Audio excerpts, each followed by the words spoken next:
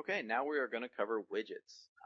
It's one of the more prominent things that most blog owners like to use and like to customize about their theme is what is displayed in their sidebar.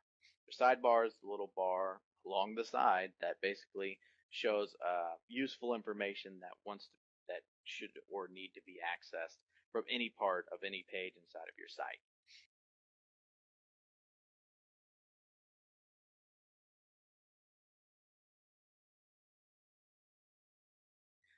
Different themes are going to have any number of sidebars available. Some will have one, some will have two, some will have as many as 14. So you're going to have a wide variety available depending upon the theme that you select. And we're going to go through each of these things one at a time. So the archives. The archives are basically exactly what they say they are. Archives will basically give you a list of month and year of all your old posts. So however many posts you have across however many months is going to show up in an archive list. You are going to be able to show the post counts, how many posts are within each month and year, and that will basically keep growing as your blog grows. One thing about the archives, though, is that as you maybe accumulate up to 4 years worth of blog posts, that list is going to get pretty long. So WordPress gave you the option to display it as a drop-down. So now instead of taking up 48 lines in your sidebar, which is pretty valuable real estate, you instead can display one line, which is a drop-down. They can select it and it'll automatically go to that archive post. You simply give it a title and you're all set to go. All right, the next is the calendar. If people want to go over maybe a posting that you did maybe earlier in the month, but not necessarily old enough to go through the archives, which is over a month old, you usually want to be able to access that through the calendar. Every day that you post is going to show up as a link on your calendar, and WordPress will update that automatically for you for quick and easy access. It's a very handy feature in your sidebar. Your categories. Your categories will basically show all of the categories that you have, and it'll also, just like your archives, either be able to show it as a drop-down if you have a large list of categories, and show how many posts that you have within each of your categories. And also another very handy feature is the hierarchy. Sometimes you want to be able to show all the subcategories within the categories, and sometimes you don't.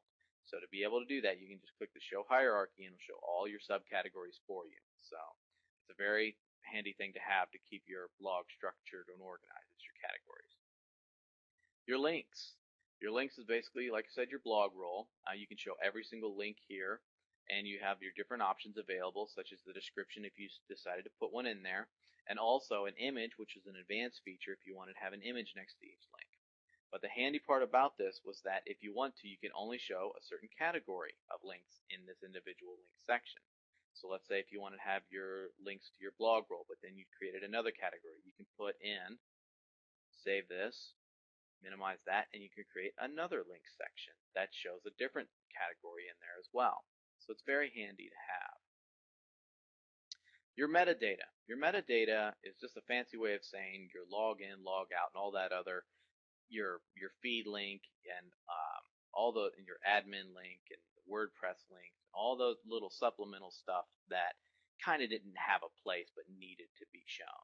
So this will give you all those little links that you need to have on your site, especially if you have registered users that log in and interact with your site on a logged in basis versus a guest basis. So the metadata is very important to have if you have that kind of stuff. Pages. Very important thing about this pages section is not only obviously does it show your pages, but there's an extra feature in there that you want to have. Obviously, you can sort by page different items such as your page order, page ID, or just the title is normal.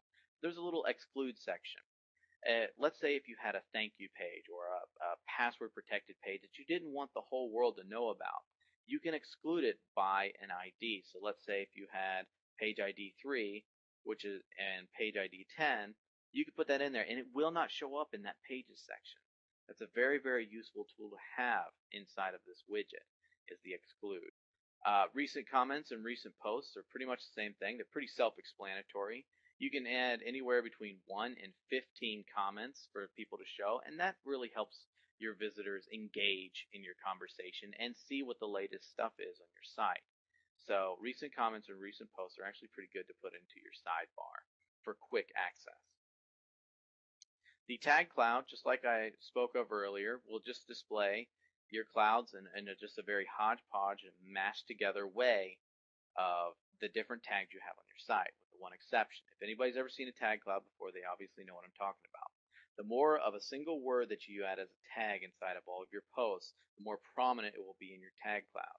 Basically, this gives users a quick access to some of the most frequently discussed about topics on your blog. And it displays them all in link form, and whenever they click on that individual keyword, it will automatically take them to a page that shows every post that pertains to that tag. So it's actually pretty handy to use if you want people quick access to common topics that are spread across multiple categories or spread across your blog. The search feature usually is displayed at the top of a sidebar, and the good thing about the search feature is if you do not display a title, it will not show one. So it'll only display the search box and the search button. So it's actually a little tidbit there that not many people know about. So if you want a quick search on your sidebar to be able to search your entire site, you just simply add it to your sidebar. Alright, and the RSS feed is a very powerful tool that you can use inside of your sidebar. The RSS feed will basically allow you to enter any RSS feed URL, not just ones from your blog or your site, but any one that you can find on the internet. So if you have a blog that you enjoy reading, you talk about all the time, you can maybe put their feed in there. Or maybe if you have a certain feed from, let's say, a Google search or something along those lines, you can put that feed into here and it will display the posts in your sidebar and the little feed items for your visitors and your guests and your registered users to get quick access to.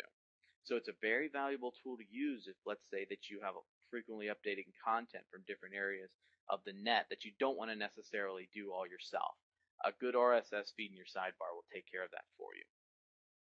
And I saved one of the most commonly used, widely flexible, and one of the best widgets in the entire arsenal of widgets you have with WordPress for last. And that is your text. And this is basically a free-for-all, do anything you want, arbitrary text or HTML section. If you want to add a simple welcome comment, if you wanted to add latest news here, if you wanted to add AdSense code, if you wanted to add an opt-in code from, let's say, an autoresponder, you can add anything you want into this text box. We'll also go over things such as shortcodes later, but you can even add things along those lines as well. You can add just about anything into this text box and have it displayed upon your sidebar. It's a very, very, very powerful tool that's available because of how flexible it is. So, a couple other quick things I wanted to go over real quick is that you can add multiple of the same thing inside of your sidebar. Let's say if I had 3 different text things that I wanted to add, I can add them all into the same sidebar, which is a very handy tool. Also, let's say if you're working on something, let's say such as text or something along those lines, and you wanted to continue working on it, but you didn't want to necessarily show it on your sidebar just yet, you can keep it in the inactive widgets section. That will still save all the data that's inside of it, but it will not display it on your sidebar. So it's actually a pretty useful tool to have. And anytime you ever want to get rid of something in your sidebar, just simply drag it out and it'll go away. Same thing with the inactive widgets. You say, I don't actually want to add this to my sidebar, I want to get rid of it, just drag it out and it'll auto update for you. You can also reorder your sidebar by simply dragging and dropping. There's no need to save, it saves everything automatically for you. So it's a very handy and very, very robust tool to use. And that pretty much does it for widgets. One other thing is that a lot of plugins will add widgets automatically to this section. So anytime you ever install a plugin, which we'll go over later, you'll want to come back and check this section to see if there's any useful widgets that have been added as a result of that plugin that you may want to display on your sidebar. That pretty much does it for widgets. We'll see you in the next video.